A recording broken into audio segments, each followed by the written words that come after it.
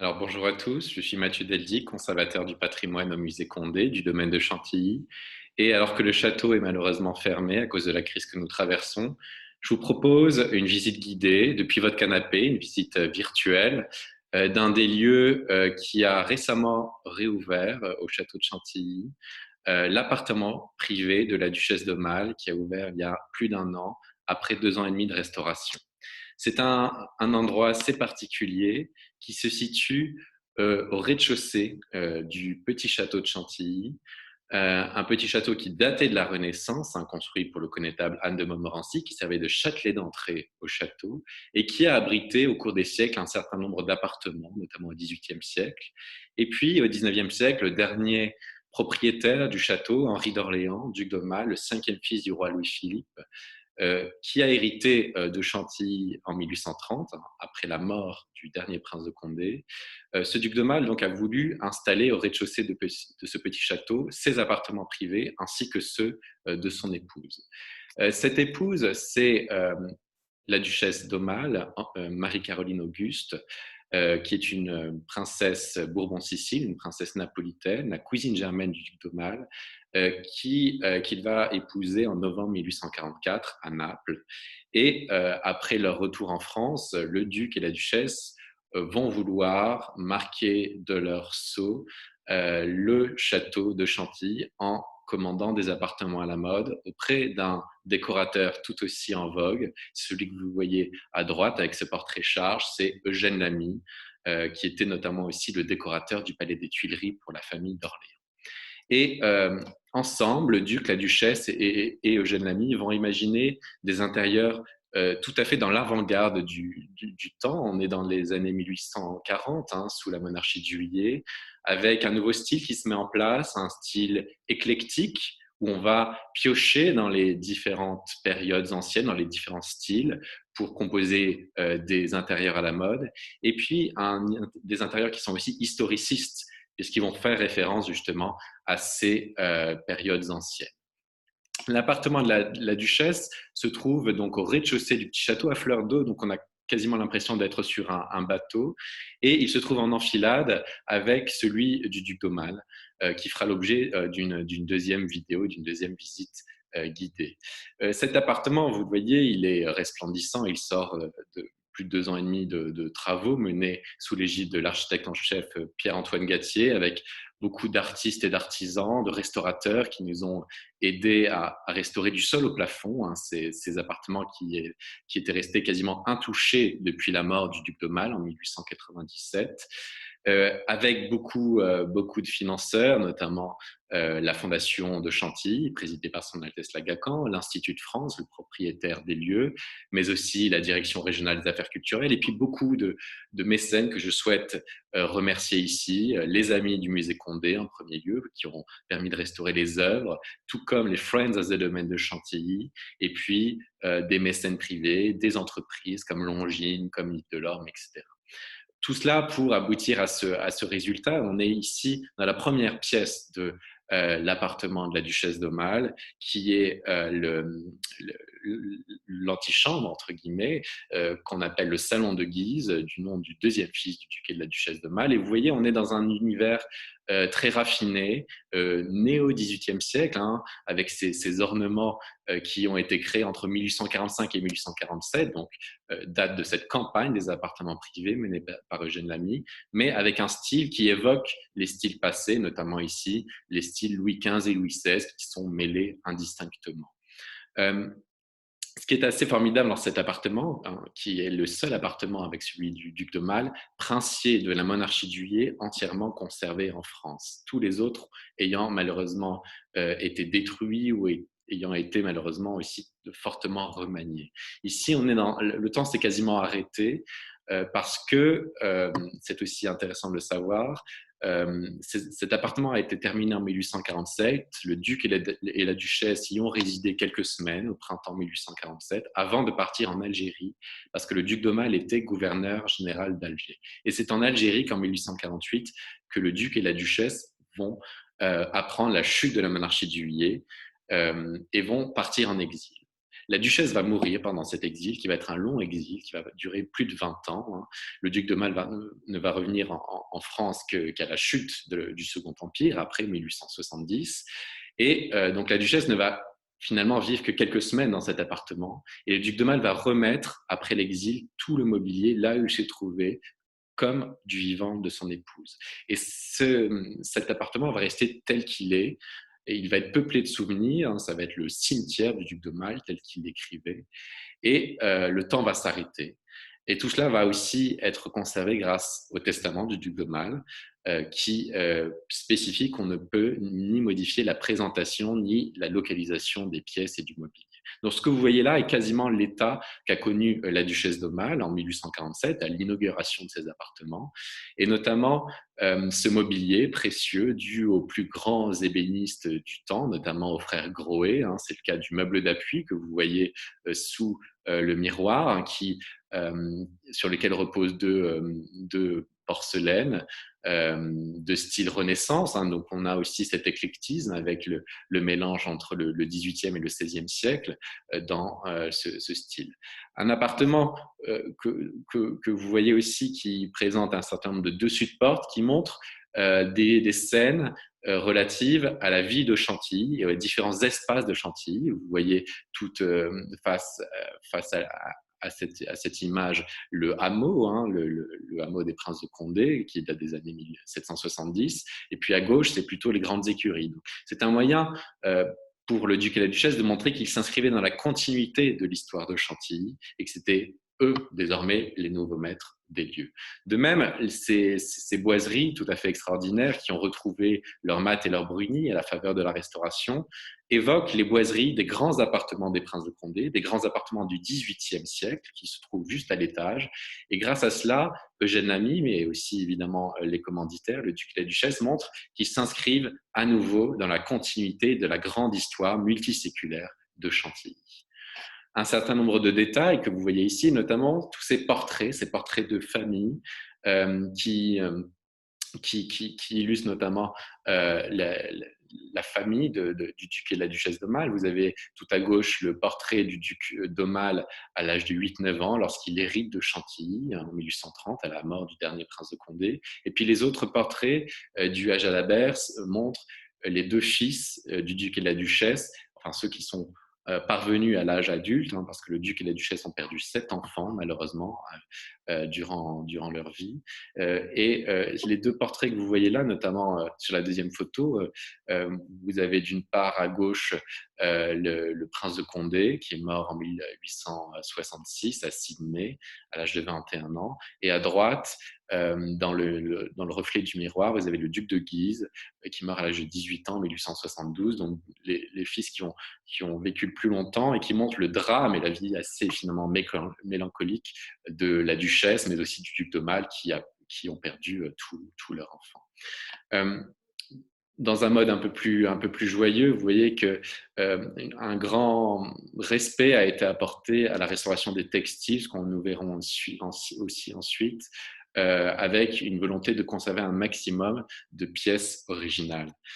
Cette antichambre menait, comme vous le voyez ici, vers la chambre de la duchesse de Mal, qui était un peu le summum de cet appartement, une chambre tout à fait extraordinaire, avec ce style 18e, si raffiné, si féminin, hein, qui était digne d'une grande princesse Bourbon-Sicile qui descendait des Habsbourg, avec ce mélange entre les styles Louis XV et Louis XVI que nous voyons dans le mobilier et dans les boiseries, et puis ce lit à baldaquin extraordinaire, avec cette folie tapissière, hein, qu'on voit déjà, hein, qui va ensuite évidemment fleurir sous le Second Empire.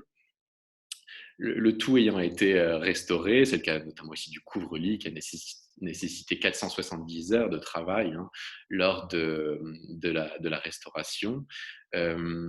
Et puis ces peintures si délicates, notamment au plafond ou sur les volets, qui évoquent notamment les coloris de la grande singerie de Chantilly.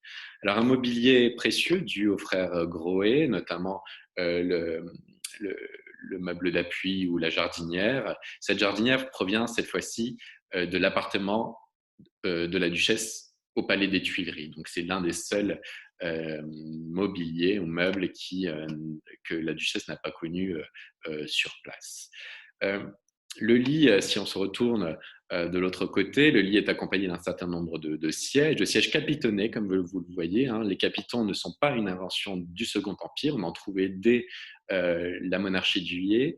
Et puis, à côté de la cheminée, là où vous voyez le portrait de la duchesse d'Aumale dû à Schrotzberg, vous le voyez mieux ici, hein, qui est un émule de Winterhalter à la cour de Vienne. Hein, c'est lors d'un séjour de la duchesse, enfin celle qui n'est pas encore la duchesse d'Aumale à Vienne, qu'elle a pu être portraiturée. Et ce portrait est placé en regard du portrait du duc d'Aumale par Winterhalter.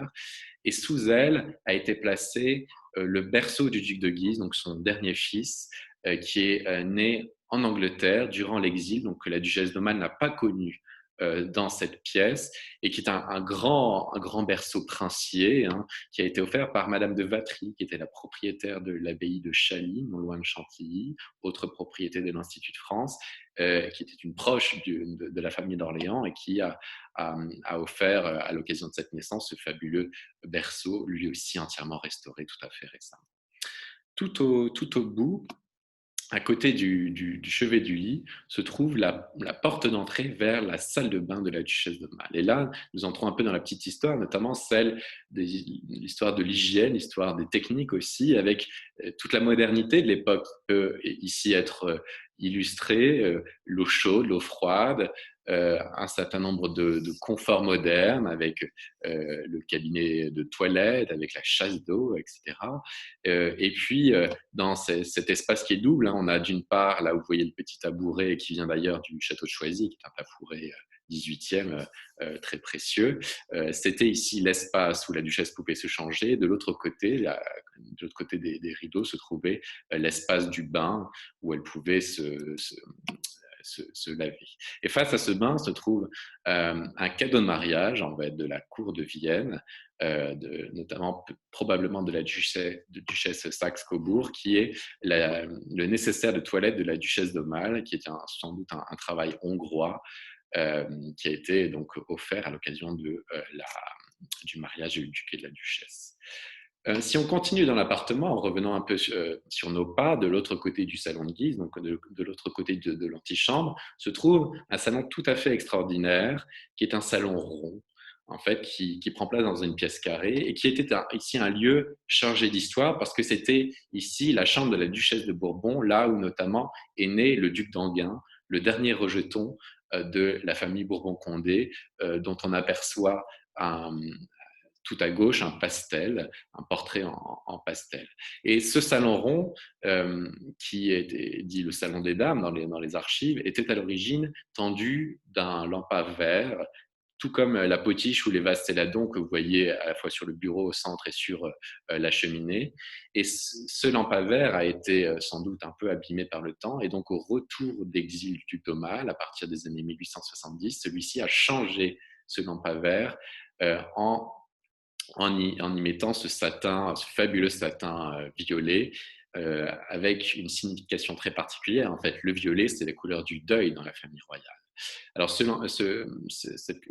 tissu violet ici est une réflexion moderne à l'identique, hein, d'après le tissu d'origine que nous conservons sur place. Par contre, on voit toujours dans les lieux, sur le paravent face à la cheminée, le textile d'origine qui nous a notamment servi à la réfection de ce tissu. Alors, une pièce ronde, très théâtrale, avec ce faux bois de rose peint sur bois, avec des médaillons en marbre, avec ses dorures, avec ses tissus, avec beaucoup de sièges aussi, de style 18e, hein, toujours, et puis deux autres sièges qui sont eux, bel et bien du XVIIIe siècle, hein, qui ne sont pas de style XVIIIe, mais qui sont du XVIIIe siècle.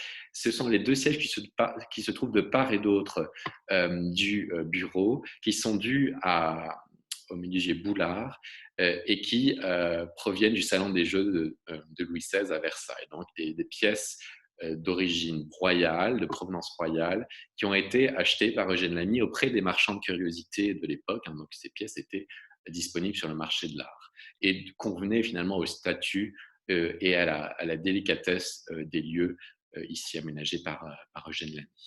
Donc la duchesse, ici, dans cet espace, pouvait travailler, hein, notamment sur ce bureau à gradins, elle pouvait converser avec ses invités, et elle pouvait, ce que vous voyez sur la deuxième photo à droite, elle pouvait aussi jouer du piano avec un piano qui a été créé spécialement pour ce salon, parce que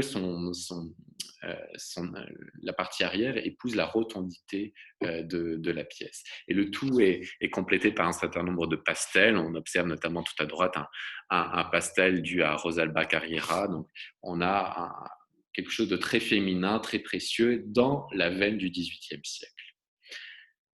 Cet appartement se termine par un dernier chef-d'œuvre, un dernier boudoir, assez bas de plafond parce qu'en fait, il est surmonté d'un entresol pour les domestiques. Et ce boudoir, c'est la petite singerie de Chantilly. C'est la seule pièce du XVIIIe siècle conservée en l'état par Eugène Lamy et le duc et la duchesse d'Aumale. Et c'est l'un des chefs-d'œuvre de Chantilly.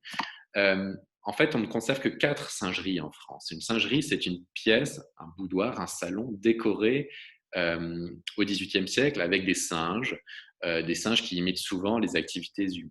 Et nous avons la chance à Chantilly de posséder ou de conserver 2 de ces singeries sur les 4 conservées en France.